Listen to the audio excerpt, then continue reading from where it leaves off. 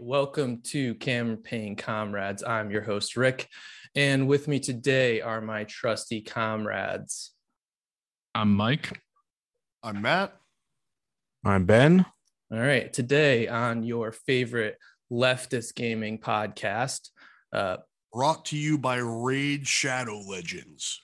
Try now for free. Right. So yeah, Raid Shadow Legends. What the hell is this? Explain this to me before we jump into our topic for the day, which will be one of our deep dive episodes into a key topic in gaming, which is the monetization of the industry. But let's hear some more about this Raid Shadow Legends. I don't even know the name. What is this? Slash flinging, slash bringing.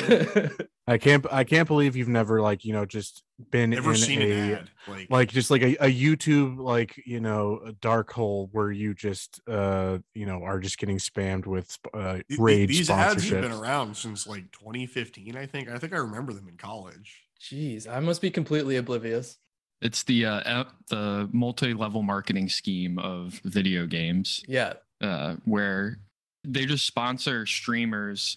To play YouTube the channels, game. podcasts. To pump out the game.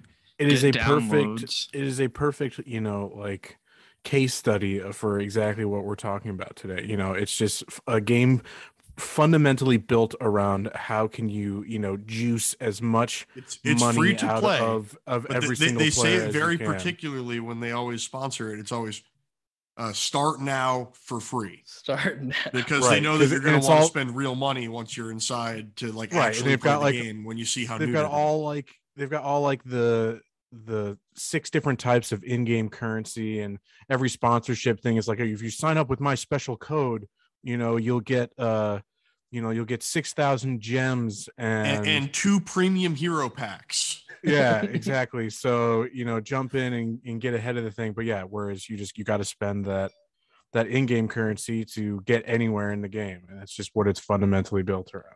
My favorite part of it is they're not paying out on a majority of those sponsorships. That's hilarious to me. Yeah, well, that's why it's a great marketing gimmick for them. Oh, it's amazing.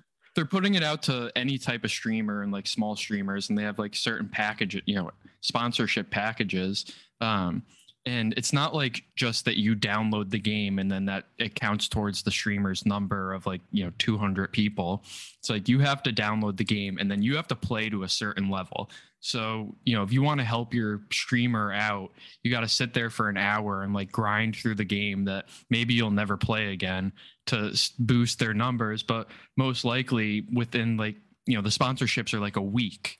So most likely within that week, your 50 viewer Andy streamer isn't going to get 200 people to get to that particular level. And they make it confusing too of what level or, certain experience in the game you need in order to reach the mark. So I'm sure tons of people are grinding and just cutting short of that level and moving on, and they don't get that sponsorship money. But Raid Shadow Legends gets another download, gets people to play. Maybe some people put some money into it. Well, so fucking works out for them. And I'm sure they're also monetized via ads, right? There's no way that's not an ad supported game. It's got to have ads in it. If it's isn't every mobile game essentially just riddled with ads nowadays? I don't play mobile. That's kind of I don't know. That's my expectation of a mobile game. I mean, I think that's kind of goes hand in hand with the model, which we'll get to. So, as I said earlier, today's topic is monetization in gaming, particularly the video game industry. We're going to be focusing on. In my research, it was that's really the biggest segment here. It's a lot of revenue. Couple key players. So that's where we're going to spend most of our time. But before jumping in there, I did want to, bring some questions to you all on what you kind of consider to be the gaming industry in today, the year 2022.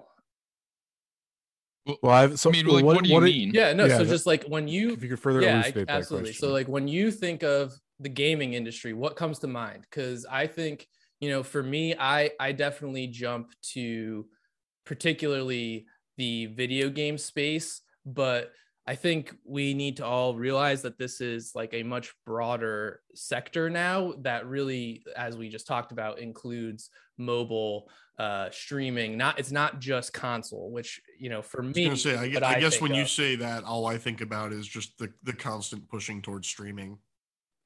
That seems to be the end goal for everybody. That's fair. I would definitely say what I have learned, so like on the course of starting this podcast, is something that maybe I really didn't know beforehand, just basing off of my own experience. Was I was ignorant to how big mobile games were. I feel kind of stupid about that now because, like, yeah, all the normies, are playing their Candy Crush, and that's been a meme for since like 2012. Yeah. Right, exactly. So I with that kind of knowledge now, knowing how large of a percentage that makes up for the gaming industry profits, I don't see how you can basically say it's that's not where everything's going. And we have covered episodes in the past. It'll still be probably relatively recent news by the time this episode gets published, but major acquisitions in mobile have been at the center of the industry going forward. So with companies like Zynga and the King part of Activision Blizzard King. A lot of companies have just kind of learned that when you put games out for free on mobile, people will spend money in them because you have your phone with you all the time. When you have a game on your PC, you spend time away from your computer. There's time when that game can't be touched and interacted with. But when you put a game in your pocket in the phone, you're on the bus. Now you're at work. Yeah, you're on the shitter. You're waiting in line at the fucking coffee shop. Like you can be playing on your phone, and a lot of these games don't even require that much. Like it's designed around one-handed input for a lot of these. Fortnite obviously is designed to be held horizontal like a controller. Some games implement that touchscreen control. I don't know how people do that. That feels so weird. It's infuriating.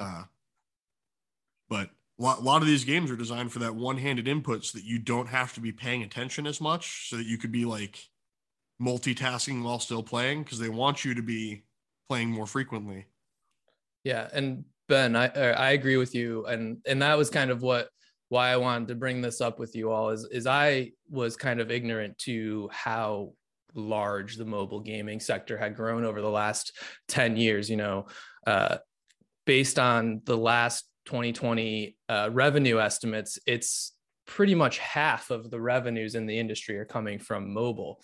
So how did we get here? This is, effectively it all started that one fateful day when Nokia put Snake on the phone. Yeah, exactly. It all started with that little green and black Snake game we all played on our parents' cell phones.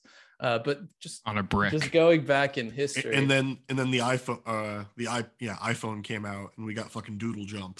Doodle Jump. Man, wow, that's a pull. I had not thought about Doodle Jump in a long time. I could keep listing them off. No, we don't need to go through all of the annoying Apple phone games. All of our high school study hall time wasters. Oh boy, there's a lot of those. Temple Run. But did Doodle Jump try to charge you to get like the different abilities and stuff? No, Doodle Jump I think was kind of right? we had the microtransactions of mobile games where it was just ads. Yeah, they hadn't caught on quite yet about how to get that extra buck out of us. No, they hadn't. Which, that's really what this is all about. And getting that extra buck, kind of going back in time, starts really back, in the 50s, 60s, and 70s with our friend Milton Friedman and the idea of shareholder capitalism. He's a great guy. We love Milton Friedman here. But his shareholder capitalism really is what started this, and the idea of driving bottom line revenue and shareholder growth for your stockholders is really became the focus of these large corporations. And so that has had an impact on the gaming industry, beginning back with the start of games and their kind of mainstream as a electronic form of entertainment with the Atari and arcades in the 1970s. You had, 25-cent plays. People were spending time in the arcade. They're spending their 25 cents every time they want to play. It's a quick hit Pac-Man run. You got 3 to 5 minutes, maybe 10 if you're really good, and then you got to put another quarter in. How many of us can remember the Southington movie theater arcade? Oh, that's legendary. That's some of my earliest arcade memory, is going in there while parents were waiting in line to get tickets or snacks or something. Dude, and going in there and chipping away at what was it, like Time Splitters? The light gun game. It's time something. Time Crisis. It's Time Crisis. Yeah. Time Crisis. Yeah. Yeah.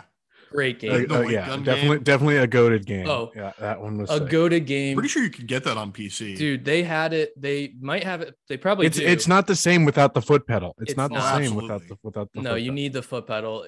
But so arcades explode in the 70s. Then you get at-home gaming with Atari and Sega, and that's in the 80s. The move goes to home models. Arcade games fall out of favor, and we start to see a revenue model based on sales of consoles, sales of games, and sales of peripheral equipment.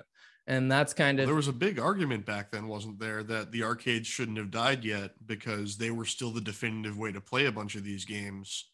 Especially so many of the early console games were essentially barely passable ports of arcade games. The arcade versions were definitely superior, and I think we've talked about that in previous episodes as well. That was just a remakes and remasters. Was like a technological limitation. Of the hardware that was available. 100%. It was a technological barrier. The games were pretty shitty. That led to, which Ben mentioned and Matt mentioned, we previously discussed, a downturn in gaming, in the mid 80s. And then we really started to figure out how to do, at-home consoles in a way that people were enjoying it. That's in the late 80s, early 90s. You start to get Mortal Kombat, some more original titles come out. This really starts to grow the market. You see some major players enter.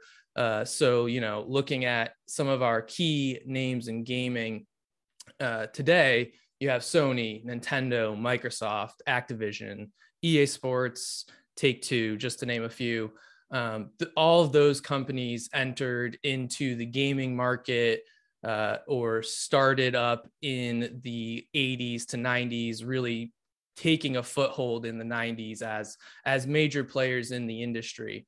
So I think that's kind of an interesting time there. That 90s time frame where these consoles really start to explode is kind of where all of these bigger companies start to have lots of capital. They're exploding. The 80s and 90s are a boom.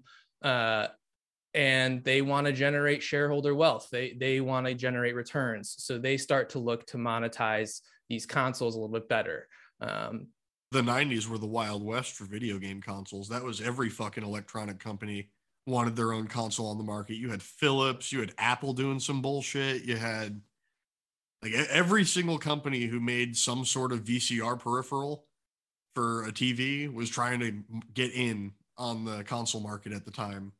Well, it's almost like the streaming devices for TVs now, and it's just going to whittle down to like the Apple, Home and Amazon Fire and Stick. The Roku. And that's it. I think it's a very similar pattern that we're seeing.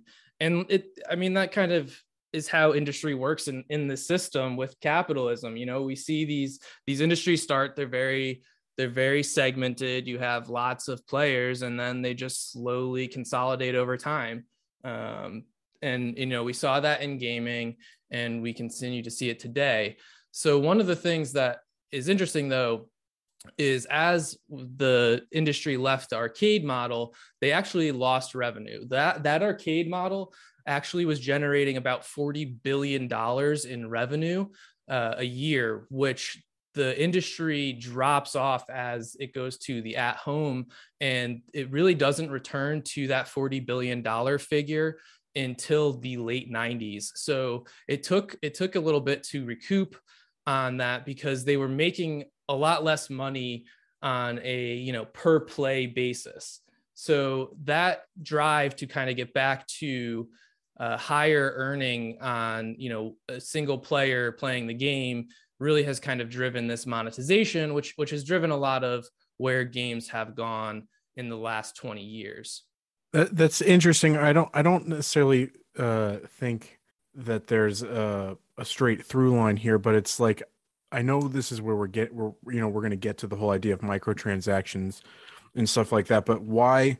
I'm just trying to. As you're talking about, I'm trying to think. Why were at the time, arcades still so much more profitable than at home thing? It's going to the idea of more expenditures of smaller increments. Will always accumulate to say higher profits, and it's goes into the thing is people are spending more money probably at the if they pooled all the money they spent on their runs on Donkey Kong and Miss Pac-Man or whatever, they probably could have afforded an at-home console for the one-time purchase, and and if anything probably paid more, as was noted by the profitability of arcades. They more people pay more. It is also more accessible in that sense. So I don't know, I just think it's kind of interesting. Well, it's one of those things that, like, thinking about it now, arcades never truly died. They just transformed. You end up with gaming internet cafes and VR cafes nowadays, which kind of serve that same purpose that those arcades kind of served, where it was allowing you to pay less upfront to experience things that you can't experience at home. A VR arcade is very dystopian to me, because like there's the whole bit about arcades that maybe had some real value was the kind of the social meeting space, the ability to a place to go and be with friends and create memories and enjoy stories and games, and what games are good for. But say a VR thing where you're together, you're alone together, you're in your own literal reality, but with other people in their own other. So it's, I don't know, very dystopian to me. I mean, the only thing I enjoyed about it was I was able to get a good VR headset for really cheap when they closed down. Yeah, no, that definitely is dystopian, but I think there's two aspects to the value proposition of an arcade, and you hit on them, Ben, and what you said there, and one is that community, which yes, you kind of lose if we start doing these VR things, but the other is access to something you can't afford. So I think there's always going to be people that want to try some of these newer tech and can't afford to do it on an individual basis, but can in some sort of like arcade basis. Well, yeah, like $300 for a Quest headset is a lot harder to stomach than going and paying $30 for 6 hours VR use. Yeah, exactly. So I think that's interesting. But back to where we are in timing. So essentially these companies really want to try and earn more money per play, back to that arcade type model. And in the 2000s, when Microsoft enters the space, Microsoft, not big fans on this podcast here. The harbingers of the apocalypse. Literally, whenever Microsoft pops up, it's like, and that's it. Can't and be that's good. Essentially how it works here. So 2000, they released the Xbox, which comes with the ability to have online play. And online, shout out to the original Xbox release. Was it at E3 where with Billy Gates and The Rock? Yep. Shout out. Really? That was when he was really The Rock too, still doing WWE. Yeah. Not like Jumanji The Rock. Expanding his entertainment career. Yeah. No, that is an all-timer. Folks at home should check it out if they haven't. If you weren't alive when that happened, you should go check it out. Yeah, and relive history. I'm definitely gonna check that out because I have not seen that one. I've seen them dancing. I You love were the alive dancing. when that happened. There's no excuse. So Xbox is released, has the capability to be an online game, and that leads to the eventual explosion of online gaming, which you see become more popular in the next generation with the PS3 and the Xbox 360. Online gaming is a core tenet of those consoles. And I remember the PS2 had a Ethernet adapter. Oh, you could play like 100%. I played like World of Tanks, me and my neighbor, or something like that, or some like tank game. Yep, no, for sure. The PS2 did have internet capabilities, but the idea of having a Wi-Fi connected console and everyone having online is really comes to bear in the PS3, Xbox 360 generation, and that's been a staple of consoles since then. But as unless your name's Nintendo, and then you avoid online like the plague. Yeah, when did they finally do online? Was it the Wii U? The Wii had sort of online capabilities, like you could watch like Netflix and shit on the Wii. Yeah, but there wasn't online games for the DS always had them. Oh, okay, that's cool. But so anyways, from there, because we've now got this online capability, game developers are like, wait, we have the chance to sell shit. And this brings about the inevitability and popularity of DLCs and microtransactions, which is a key component of monetization over the last 15 years in the space, and something that I think we all are, actively disavow. Beginning of the end was Horse Armor DLC. Horse Armor DLC. The second Horse Armor DLC became a thing is when it all started to go downhill. Yep, exactly. And so from there, that's essentially what 2008 to 2012 we see this explosion. Horse Armor was 2006. 2006, yeah. So even earlier. So microtransactions have just continued to grow from there, which has led to further streams of monetization for games. Then 2010s, as we previously mentioned, mobile games really start to explode as the iPhone and other essentially pocket computers get to start to be carried around and used for mobile gaming, which opens name dropping iPhone but refusing to acknowledge Android. Sorry, I'll throw in the Android. I'm an Apple guy. I just gotta poo-poo. You were an Android guy for the long time. You were an Android guy back then. I was.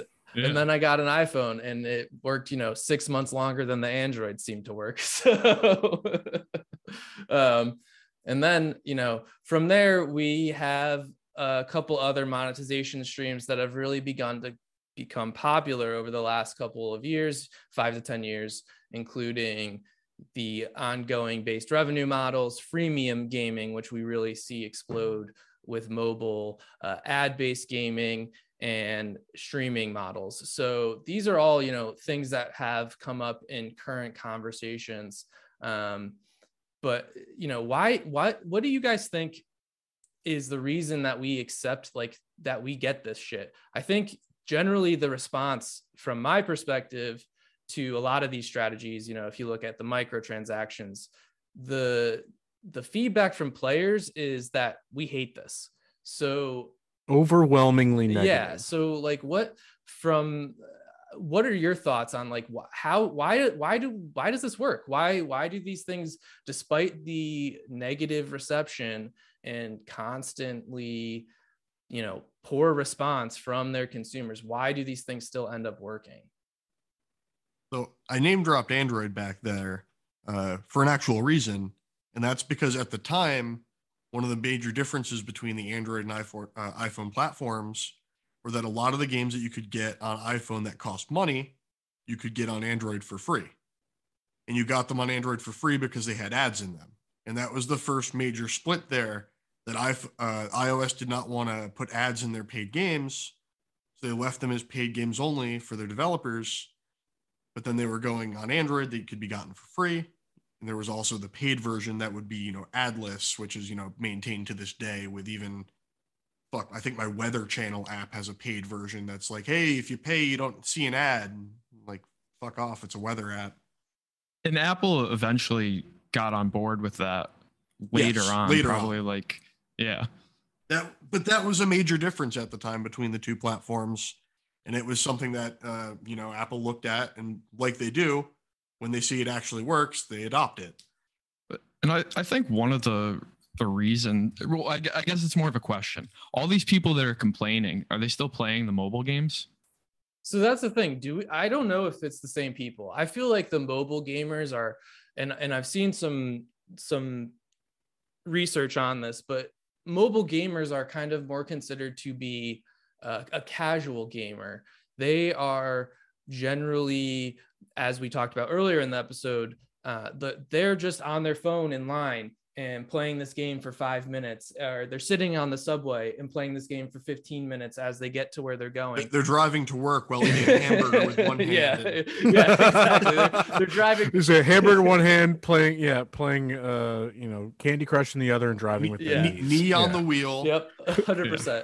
So 75 down the highway in Connecticut, getting passed on both sides. So I think that's part of the issue here. Like, because I think that's your mobile gamer versus your more hardcore, console gamers are considered to be in the industry hardcore gamers. And I think that's where the complaints come from. Hardcore gamer. Due to the fact that the mobile industry and sector is just such a large portion, the developers can say kind of fuck you to these more hardcore gamers with these complaints, because they still make the money. And one of the things I'll bring up about mobile gaming, at least in recent years, is I think it's incredibly exploitative, because I'd have to look at some statistics. I don't actually even know if they're tracked or if they could potentially be tracked because of who is paying for the games. But I think it's really targeting children, and especially during the pandemic. Yeah. Well, that's definitely been borne out in research. Yeah. Okay, good. I wasn't sure, so I didn't want to say it was, but yeah, so those are that's like the largest audience spending their parents' money on these microtransactions or these games. So like there, I think it is an easy reason why they could continue doing this, is because it's just being terribly exploitive. But then even for like the console gamers who are upset about microtransactions, but they're still playing the game, I think that like Americans especially have been so conditioned to just like take what we're given. And then like for the average person, it's so hard to break out of that. And like, and even if you can break out of that, knowing that like boycotting it or something isn't going to make it go away. Like, I think that's a huge like brain block. And like, if you want to be entertained, you want to be entertained. So you say, fuck it, and, deal with the slop that's given to you. Right. What other choice do these people have? It's like these, people like are particularly the ones who, are most susceptible to these predatory practices may require, the playing of these games for some kind of, coping mechanisms, or, purely like are suffering from mental health problems that are further exacerbated by, the squeezing of money from them. But, what else are they going to do? Like, what other, like they have no other outlet or resource to, treat any underlying issue, whether, truly, mental health problems or just the underlying ills of society. It's like people who, work a shitty job all day and come home and want to play their dang Call of Duty. Mm-hmm. And it's riddled with microtransactions, and the playing experience. And I can play it because it doesn't cost me money up front. It's like the playing experience sucks, and they like are complaining about it online all the time. But so the only option they have is not playing the game. And then what the fuck else are they going to do with their time? Yeah. And or with that little bit of free time that they have. Well, and that's, but it's again, it's that they don't have books cost actual money. And again, Call of Duty Warzone is free.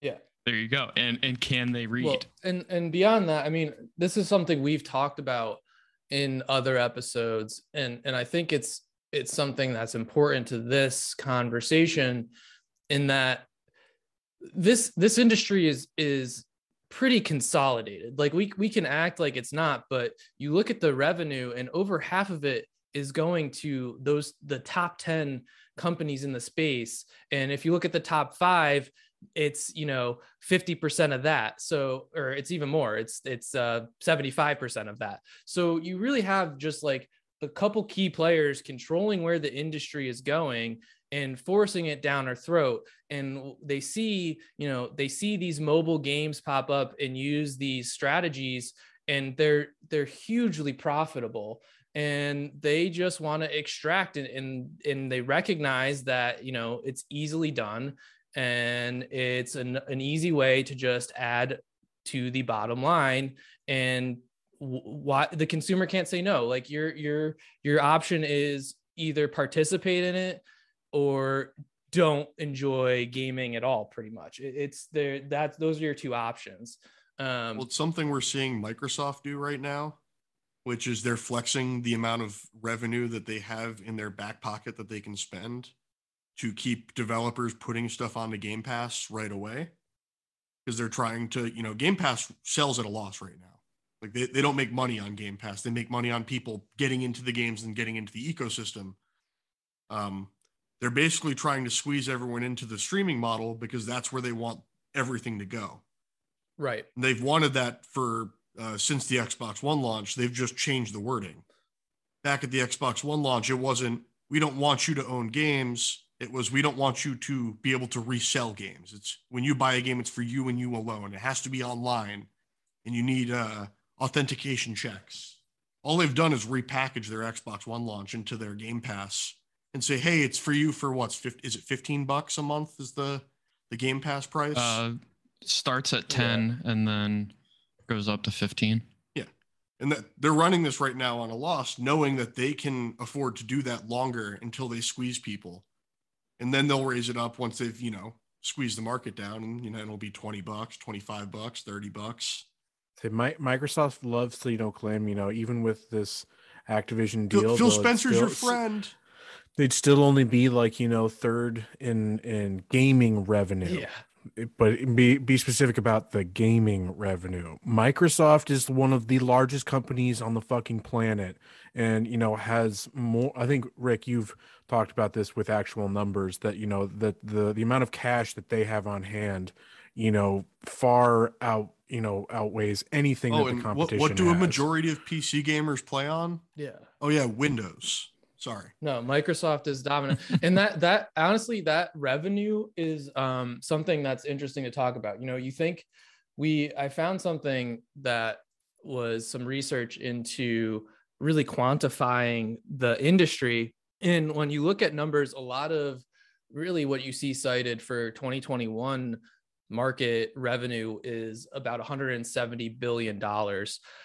However, this company or research group did some further analysis. Let me give them some credit because it was pretty good. I really thought this was kind of a helpful tool. So they essentially found, though, that the real value was over 300 billion, and that 170 billion is limited in scope. It's really just measurements of revenues from game software. So sales, in-app purchases, and that's about it. The generally doesn't include important parts of the industry, like esports, ad tech, and streaming. So when you see that 170 billion that a lot of people are focusing on, it's actually really, it's probably already at 300 billion when you kind of include these other sources that are related to the industry. And all these large players know this and see this, and they're going to strategize in a way that they can make the most money out of all of these potential consumers across all of that space. And really something that, Matt, you were just talking about that is interesting and that I think is also important here is this idea of getting everyone on streaming, because really what these companies want to return to is the arcade model. They want all of us to pay every time we play these games. They don't care how much we're paying, but they want us to pay every time, because ultimately that's going to be more money for them.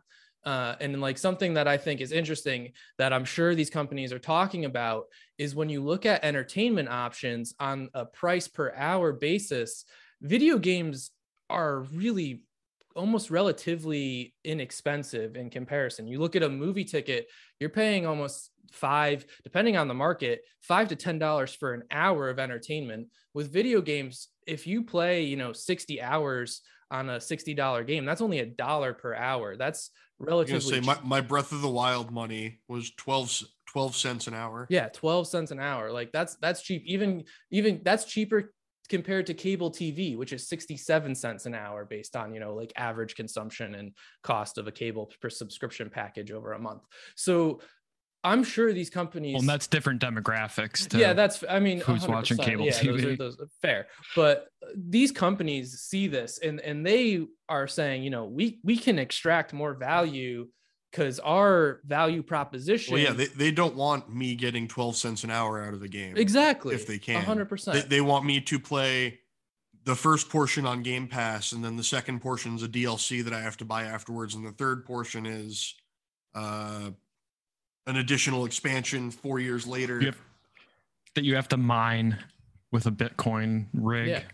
And ultimately, the driver of this is they want to say, we are capitalizing on all of these eyes every single day. Like the reach that video games has, it's a huge market. I think it's something like 2 billion people play video games across the world. So, if you can get all of those people to be paying on a regular basis, or even half those people to be paying, $10, $5 a month, every month, that's a huge revenue stream that you can, point to and say, look at all the money we're going to be passing to shareholders. How many of us have paid for streaming services that we don't use or forgot about or haven't touched in a long time? Or any subscription model. Like I think I paid for PS Now for like 2 fucking years after I stopped using it, because it was like an annual subscription. I kept fucking forgetting about it.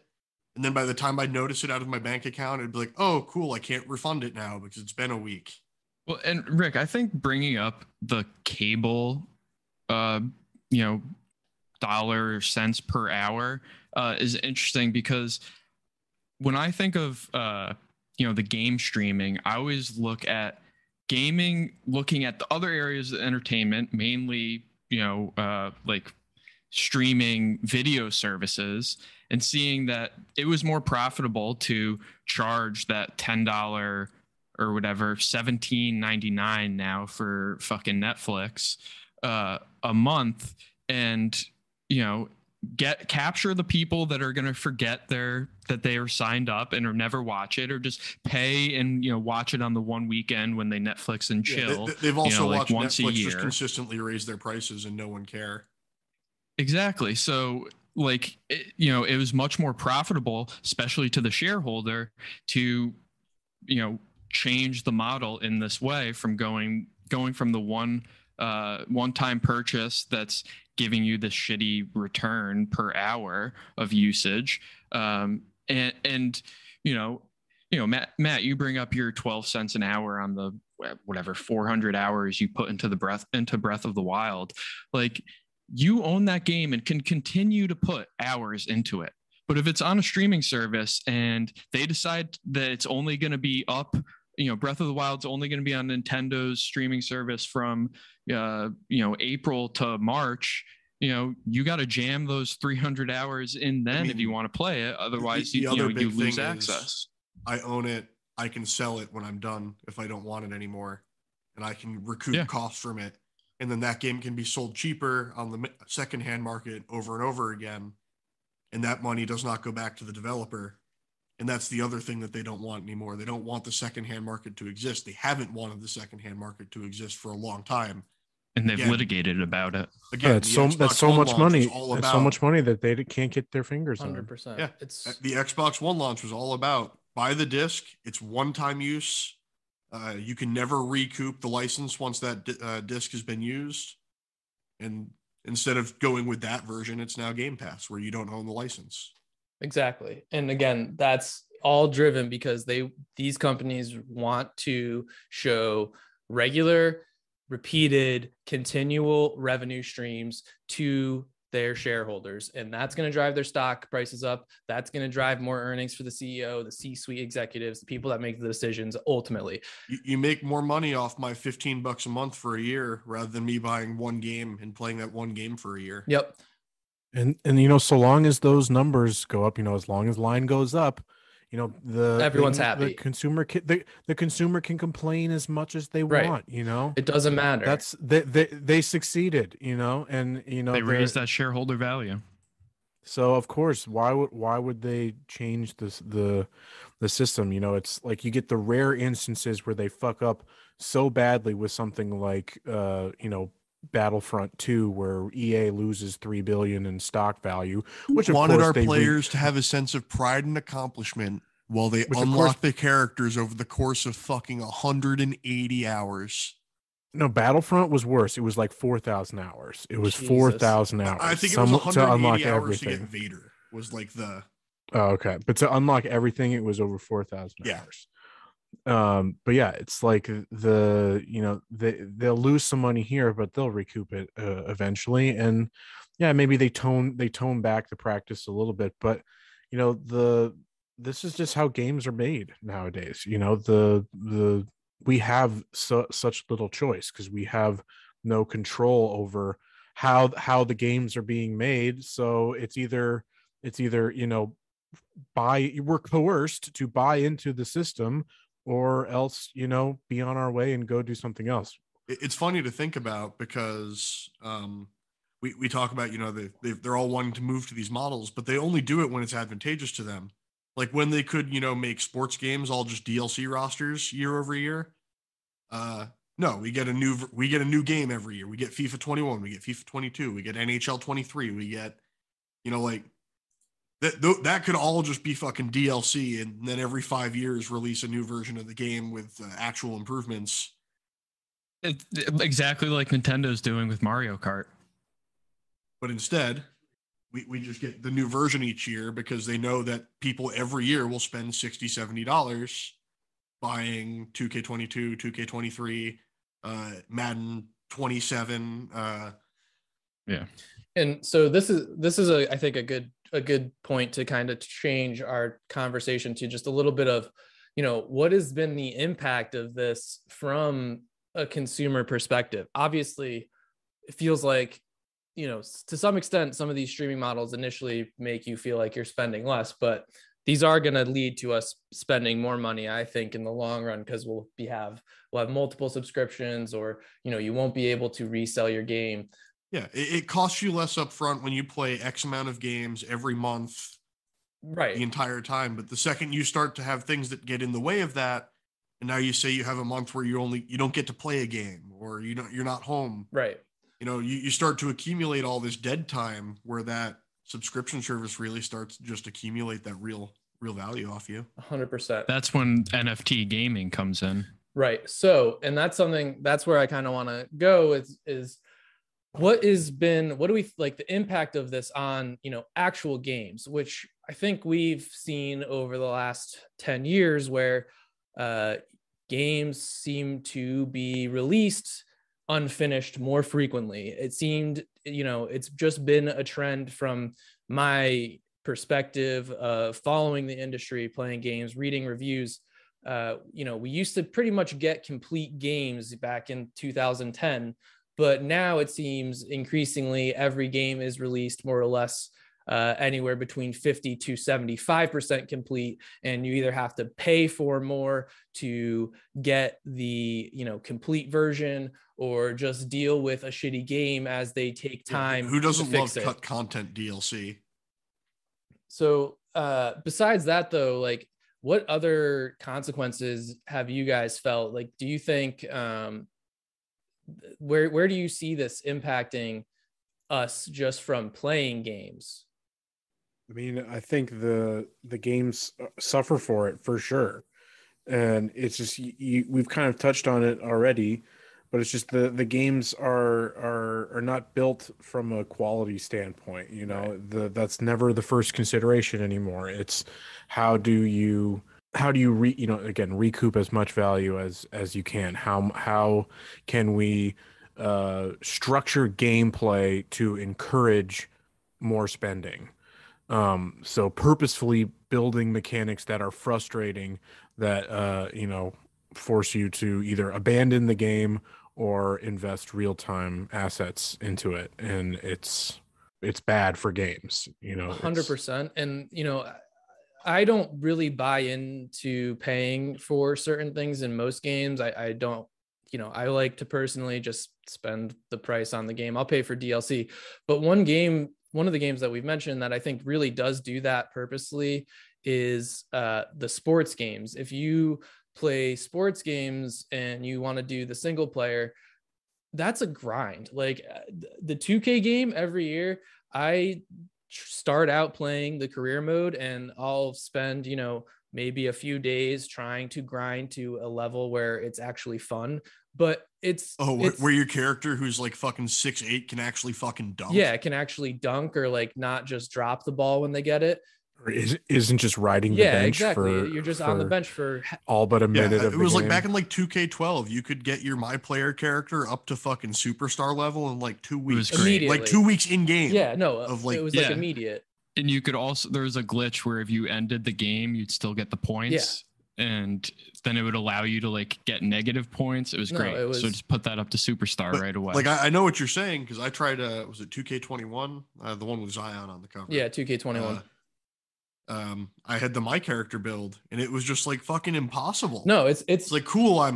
I was like the 3rd overall pick and I was riding the bench for fucking like 30 minutes a game. Yeah. And if you don't like your teammates don't pass to you, so you can't get a better grade. No, it's impossible. You just try to like set screens and shit. Yep. No, and it ends up like I don't understand how anyone does it. I think you have to have the ability to literally drop like 100 hours into that game to even get good. So what do? I just spend money and make myself better, and they're making more money off of providing me with a game that is more difficult purposely for that purpose. I think I don't see a real reason to make it as hard as they do. Make the pace slow enough so it feels like you're actually trying to fucking yeah, I'm actually becoming an NBA player. But all right, so the next thing, and I think we can kind of wrap it up with this topic here, is where do we see this going? As we've mentioned, the top 10 players aren't going anywhere. These have been the biggest names in gaming for the last 25 years. They're only going to But Microsoft's going to put Sony out of business. Yeah, right. Microsoft will do that. They're only going to change if they consolidate, really. So where is this going? And, I don't think it's really a good outlook, but from my perspective, I think, we're heading towards a streaming based model, freemium, pay to play type shit.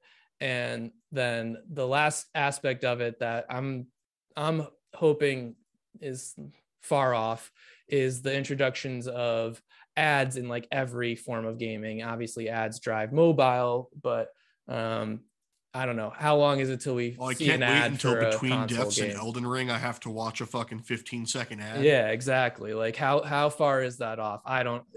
Probably not that far. Honestly, not that far. There's already respawn screens, so like that's wasted space for them to just not be throwing an ad, right?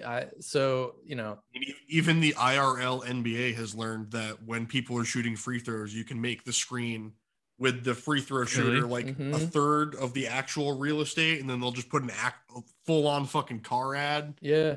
That's fantastic. I didn't know that. Essentially, that's wonderful. All of the major sports do some form of that now, where they'll take at a slow point in action, they'll like do a picture. They're going to be punting, so let's put the punt over here in the corner so we can talk about Raid Shadow Legends. Yeah, I don't know. I don't think that's long off either. But anyone have any more positive views on the future of this? I can say a positive spin. I hate the streaming service thing personally. But like the only positive benefit of it I can see is like you can have cheaper upfront startups for like internet cafes. You can have just a bunch of Chrome boxes with cloud streaming that you pay for, like, I don't know, $80 a month of cloud streaming for your fucking eight Chrome boxes in your cafe. Yeah, but that's a whole different licensing scheme. I know. I'm just Because, that's the I talked about that the other day with someone I worked with. That's the only positive outlook I could see for the cloud streaming platforms.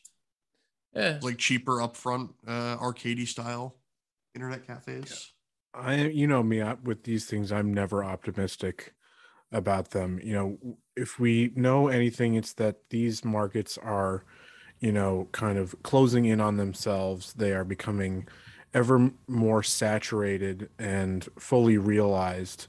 And if there's one thing that capitalism can't abide, it's stagnation. You know, they must find some new frontier.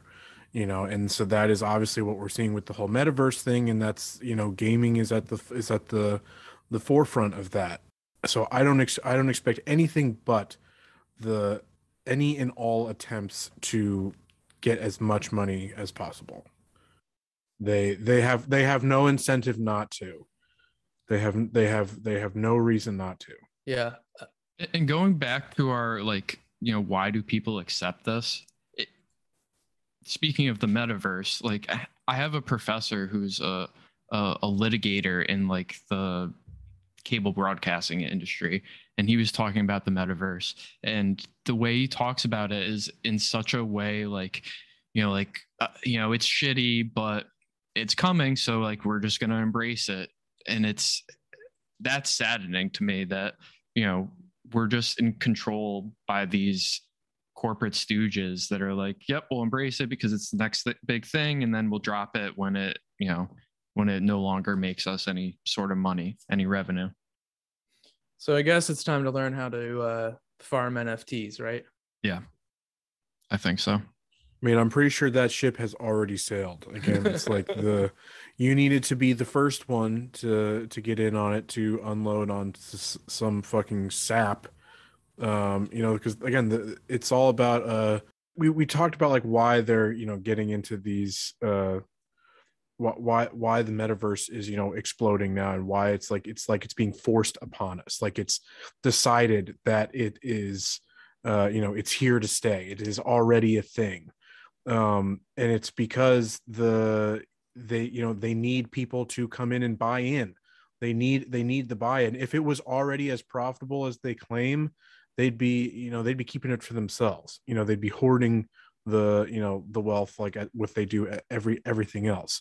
But they need us to buy in, so it's just the only thing that they're going to present us with. It's the only option. There is no alternative. No, and I think something that isn't mentioned a lot with that is ultimately like they want to incorporate the metaverse and NFTs because, like Matt had said, they want a slice. That's another goal of that, I think, is getting a slice of that secondary market, because then they can control that market and provide a marketplace, and you can resell your NFTs, and whoever is, you know, running that marketplace is going to take a little bit of cut, and that's just more revenue for them. So yeah, I'm kind of with you. I think this is where we're going. They always have to be innovating for their, you know, not for, you know, what makes a good game, but what makes more innovation for money. Absolutely. And that secondary market is definitely, I think, animating a lot of this, you know, especially the move to streaming, because that has just been a tough spot for capitalism forever, and specifically in like the digital and like entertainment realm, that they've litigated that heavily. Yep, 100%.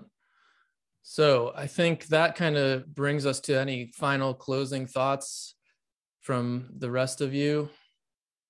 I think I just want to say I think it's great that we started with Milton Friedman, and I would just like to remind viewers that this stuff has been, or viewers, listeners, that this this idea has been in the works in, you know, America's capitalist economy for, you know, over 50 years now. You know, these types of trends have been there and have almost been like prophesized. You know, they were inevitable. The like exploitation at such a like granular level was going to be the move of capitalism. So just I think it's important to keep looking back at that like point in history around like the late 60s and 70s whenever you're trying to make a critique of modern capitalism. Yeah, I think that's a pretty good way to leave off. So with that, thank you for joining, and go boost your Shadow Raid Legends level. Yeah, if you use a special campaign comrades code, you get like, you know, if you use code suck dick, you get $10 off your first bundle of in-game currency. Yep. So you get one gotcha pull, and it's just me flipping you off. Yeah, so go out and join Shadow Raids Legends. Shout out them. Shout out to @Campaign Comrades Twitter. I think that's the social. Help me out. No, that's wrong. It's at Camp Com Pod on there Twitter. It is, @Camp Com Pod. Check us out there. That's the best way to find out everything that's going on. We got the link tree. Twitch.tv/campaign_comrades. Yeah, find us there. We'll be streaming. Yeah. All right. Adios. Till next time. Bye-bye. Bye-bye.